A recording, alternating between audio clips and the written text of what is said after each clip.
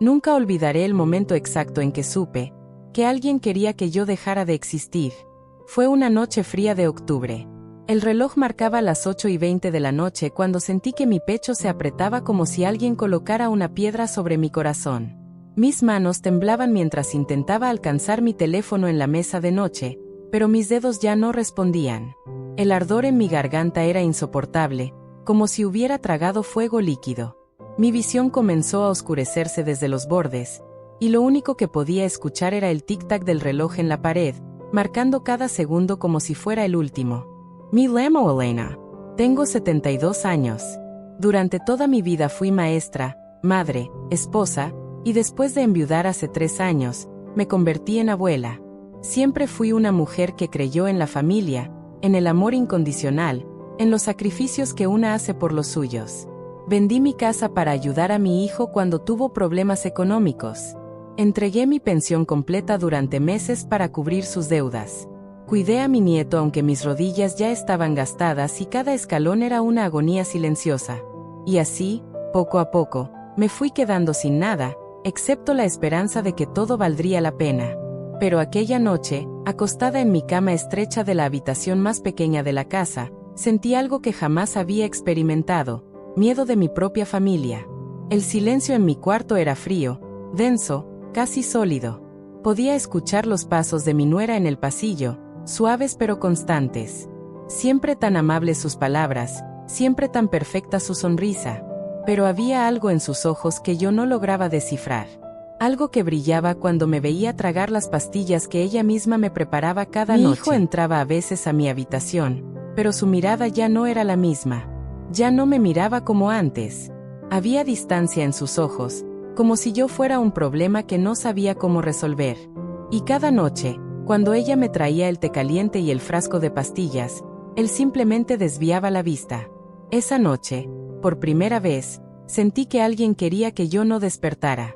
Pero para entender cómo llegué a ese momento, debo regresar unos meses atrás.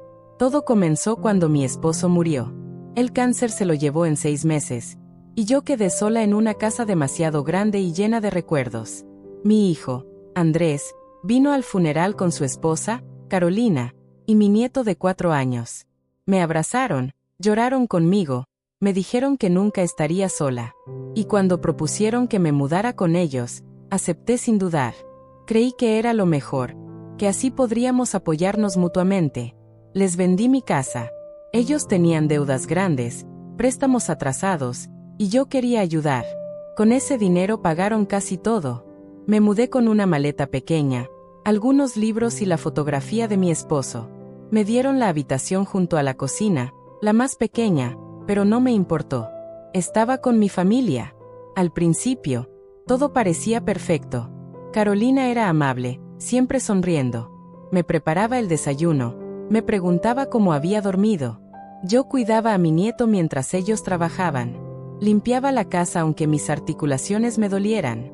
Entregaba mi pensión completa cada mes para ayudar con los gastos.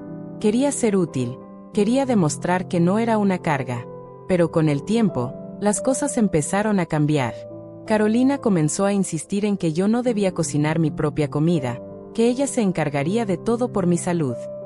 Insistía en controlar mis medicinas, en guardar mis frascos en su cuarto, en traerme cada pastilla personalmente. Decía que era para asegurarse de que no me confundiera con las dosis. Y yo, confiada, agradecida incluso, dejé que lo hiciera. Pero había algo en la forma en que me observaba mientras tragaba cada pastilla. Algo en cómo sus ojos se fijaban en mi garganta, esperando. Y cuando yo hacía preguntas sobre mis medicinas, sobre por qué me sentía cada vez más débil, su sonrisa se volvía tensa, forzada. Mi hijo ya no hablaba mucho conmigo. Cuando yo intentaba contarle cómo me sentía, él solo decía: «Mamá, estás envejeciendo. Es normal». Y luego se iba, dejándome con un nudo en el pecho y una soledad que dolía más que cualquier enfermedad. Nunca imaginé que esos pequeños detalles serían señales de algo mucho peor. La rutina nocturna se volvió un ritual exacto, casi religioso. Cada noche, a las 8 en punto, Carolina tocaba la puerta de mi habitación con una bandeja en las manos, una taza de té caliente, un plato pequeño con galletas y el frasco de pastillas blancas. siempre sonriendo, siempre con esa voz suave que decía: «Abuela, es hora de tu medicina». Yo tomaba el té primero. Era amargo, pero ella decía que era un té especial para la digestión. Luego, las pastillas, 2 grandes que debía tragar con agua.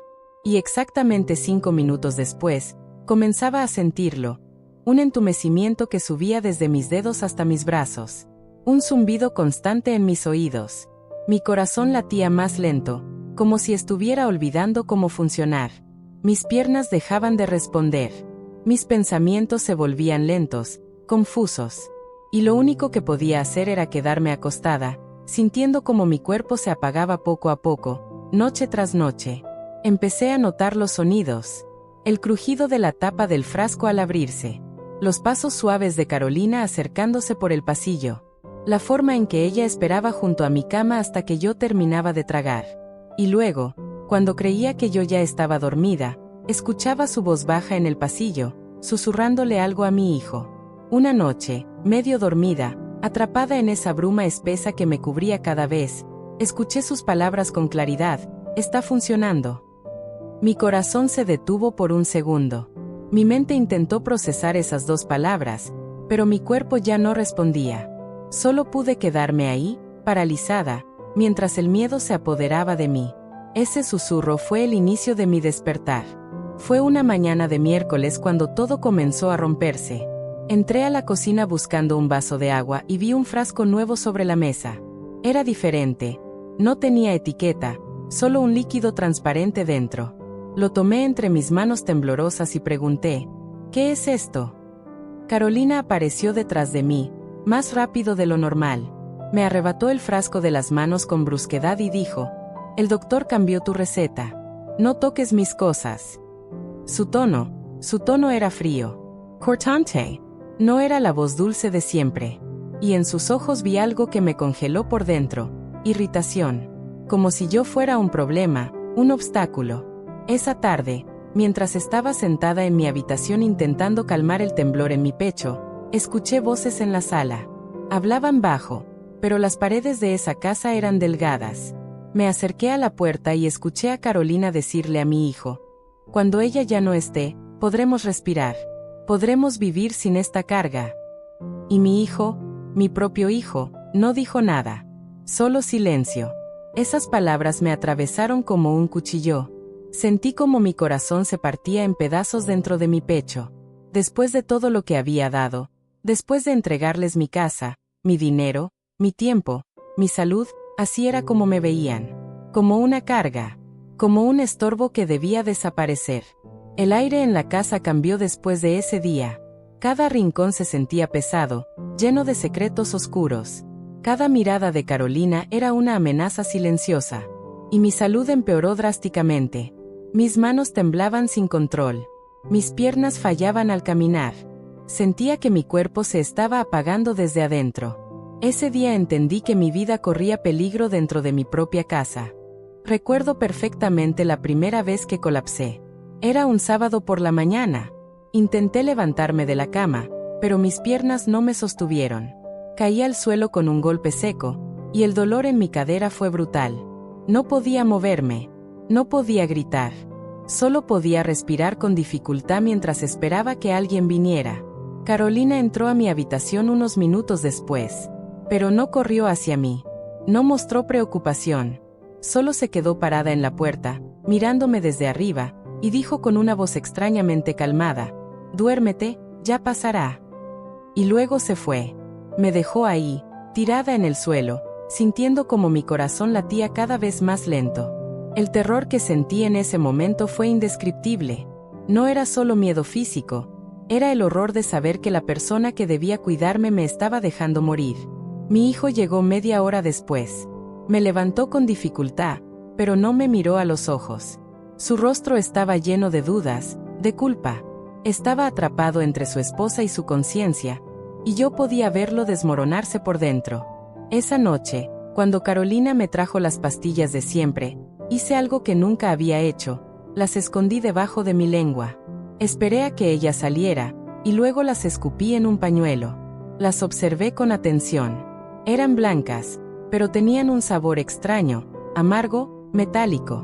No era el sabor de mis medicinas normales.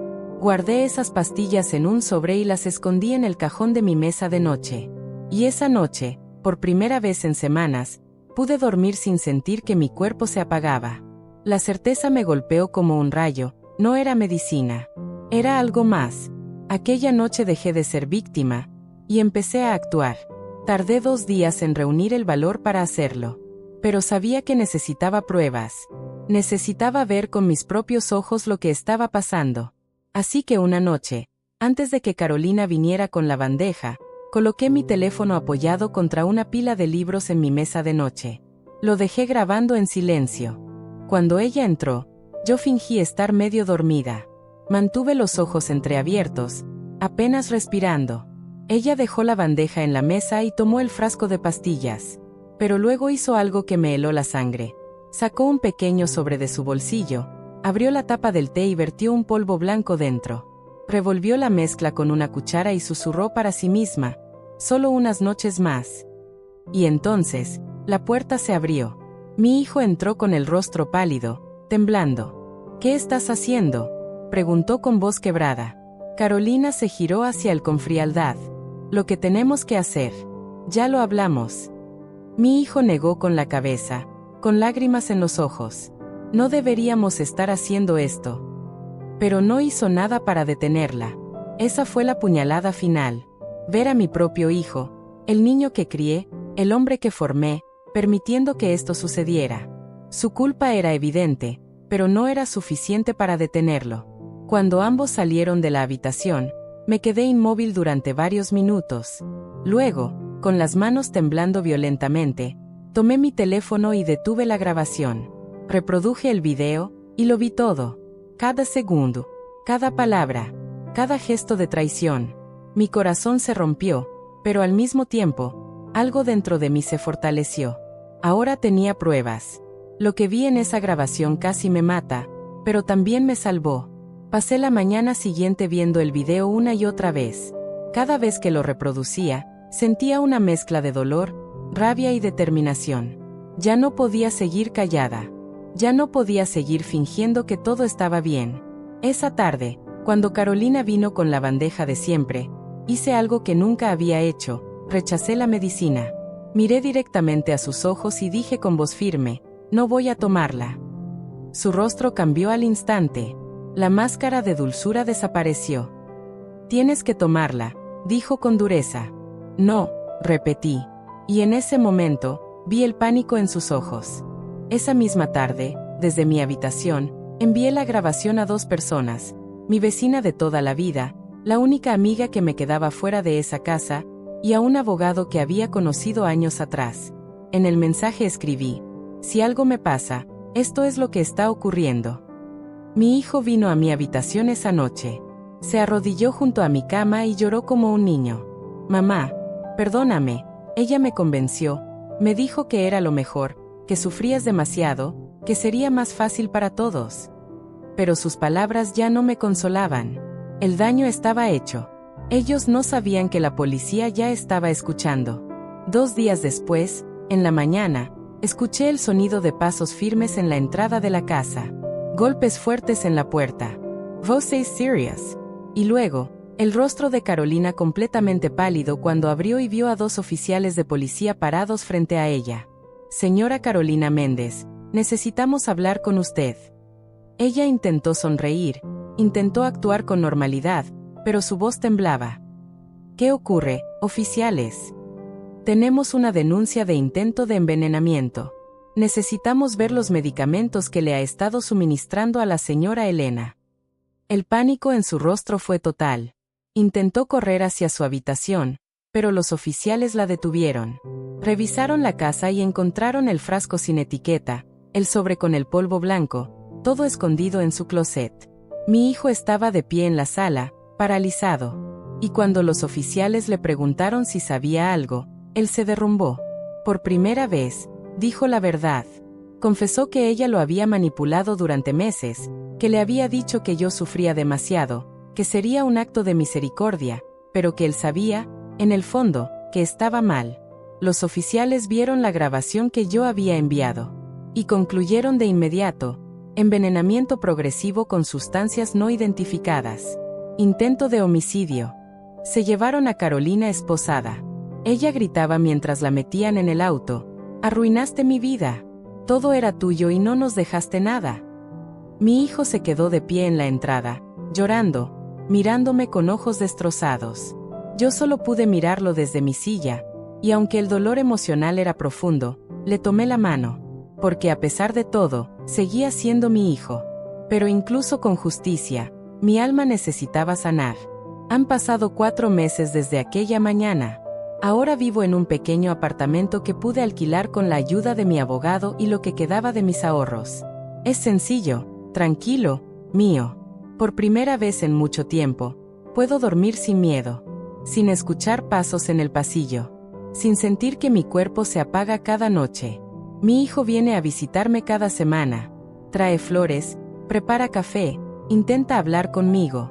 Está intentando reconstruir lo que se rompió, aunque ambos sabemos que algunas grietas nunca desaparecen por completo.